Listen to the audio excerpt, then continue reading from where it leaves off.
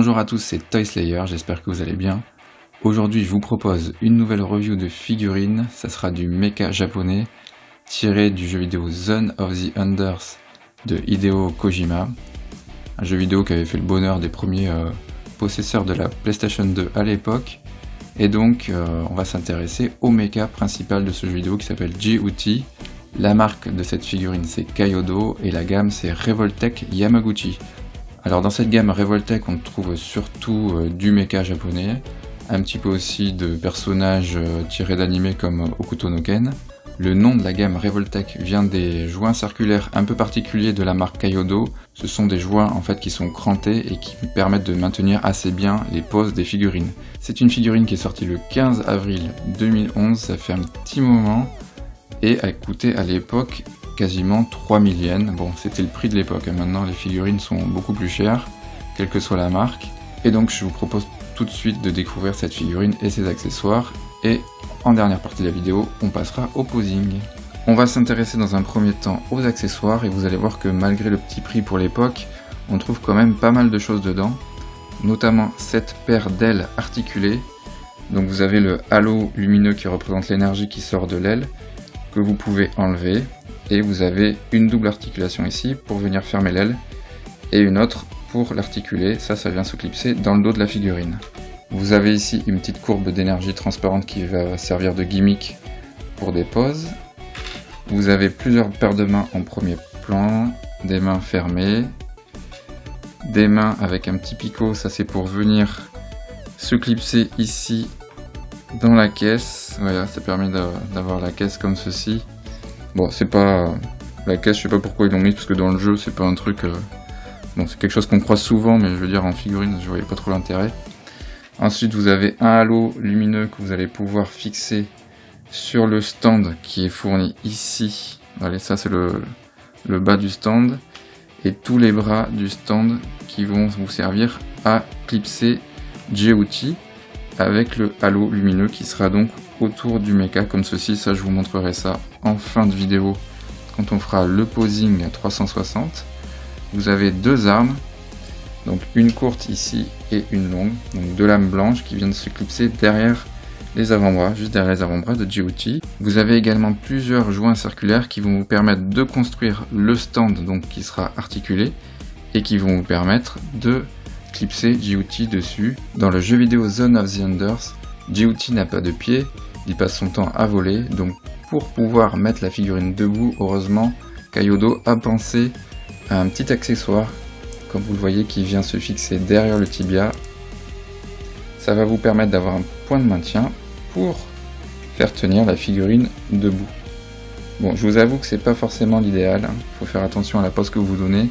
Le mieux, ça sera quand même de fixer la figurine sur le stand qui est fourni avec. On va s'intéresser maintenant aux couleurs. Donc on a une jolie peinture chromée sur tout le mecha, vraiment magnifique. Là-dessus Kyodo a très bien pensé la figurine en termes de couleurs. Pour ce qui est du sculpte, c'est la même chose, on a un sculpte qui est vraiment très joli, très fin, avec un design très fuselé. Vous avez tous les stries qui sont présents sur toutes les parties du corps, le cockpit qui est ici. Bref, en termes de sculpte, c'est vraiment un 10 sur 10, c'est vraiment un superbe mecha. Pour ce qui est des articulations, vous allez avoir une figurine qui va vous permettre pas mal de posing, aussi bien des posings aériens que sur le sol. Donc pour les posings aériens, ils ont pensé à une articulation au niveau du cou et de la tête qui va vous permettre de faire des poses plutôt aériennes avec la tête comme ça, très élancée vers l'avant. On a des articulations, donc là c'est les fameux joints revolver qu'on entend. Ce sont des joints circulaires crantés qui vont vous permettre de bien maintenir les poses de la figurine. Vous voyez, quand je la secoue, les joints ne sont pas lâches. Le seul défaut de ce type de joints, donc des joints revolver de cette gamme Revoltech, c'est qu'avec le temps, si vous manipulez trop la figurine, les joints vont s'user et vont devenir peu à peu lâches. Donc il faut faire très attention. Et ils sont aussi très fragiles, hein. Ça casse assez facilement, donc faut pas trop forcer dessus. Donc on a une articulation au niveau de l'épaule, mais vous voyez, les joints Revoltech, c'est toujours un petit peu galère quand vous voulez faire des poses qui sont pas trop prévues, c'est-à-dire dès que vous essayez d'avancer le bras dans certains sens, on sent que ça bloque un peu, on sent les crissements du plastique, donc c'est pas très rassurant. Une articulation au niveau du coude qui sera aussi un joint revolver cranté, un joint circulaire classique au niveau du poignet pour bien bouger la main. Pour ce qui est du buste, vous avez aussi une articulation qui est assez ample, hein, vous pouvez venir chercher devant, derrière. Là où ça me gêne un peu plus, c'est pour la jambe, vous voyez, quand on veut faire la jambe pliée vers l'avant comme ça, si par exemple vous voulez faire la jambe raide et le genou vers l'avant, bah ici le joint circulaire va venir cogner un peu contre la partie basse du buste, donc ça c'est un peu embêtant. Vous avez le cockpit aussi qui peut venir vers l'avant si vous faites une pause élancée quand il est en train de voler comme ceci. Vous avez aussi une double articulation au niveau du genou, celle-ci n'est pas crantée. Et ici vous avez les petits réacteurs que vous pouvez enlever ou articuler dans le sens que vous voulez. Autour de la ceinture vous avez ces petites parties ici que vous pouvez soulever, pareil. Ça peut être sympa quand vous voulez faire des poses de lévitation. Vous avez également les ailes qui peuvent venir se clipser ici. Et une fois qu'elles sont clipsées, vous pouvez les articuler sur le côté, vu que c'est un joint circulaire, vers le haut, vers le bas. Enlever le halo, fermer les ailes. Donc au niveau articulation, vous avez pas mal d'options possibles pour faire des poses vraiment charismatiques avec Djehouti. Concernant la taille de ce mecha Djehouti, on est sur du 14 cm en prenant le haut de la tête et quasiment sur du 15 si vous comptez les deux petites cornes sur le côté.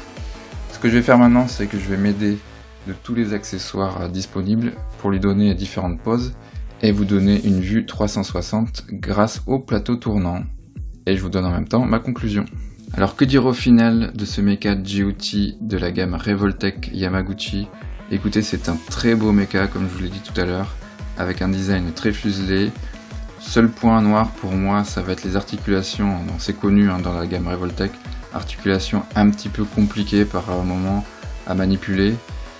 Et surtout quand on vient clipser des accessoires dessus, plus le support, ça peut être vraiment prise de tête, ces fameux joints revolver qui parfois vous arrangent et parfois vous arrangent pas quand vous voulez faire des poses un peu plus athlétiques, notamment quand j'ai voulu faire la pose avec la cuisse vers l'avant et le genou plié, c'était un peu compliqué. Et le stand est aussi assez casse-tête à monter, il faut bien y aller étape par étape. Là pour le coup, la notice va vous être d'une grande utilité parce que si vous faites les choses dans le désordre, la figurine ne sera pas très stable.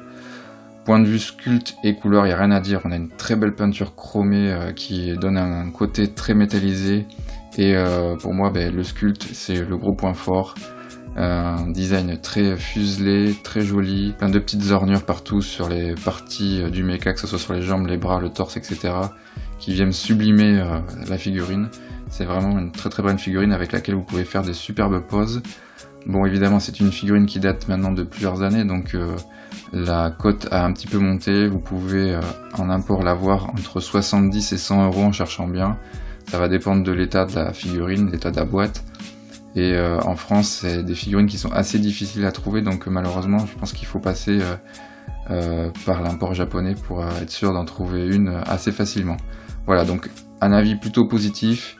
Mis à part que c'est une figurine qui est assez compliquée à manipuler à certains moments. Voilà, j'espère que cette review vous aura permis de vous faire votre propre avis sur cette figurine articulée du mecha Djehouti. Et moi je vous dis à très bientôt pour une autre review. Ciao!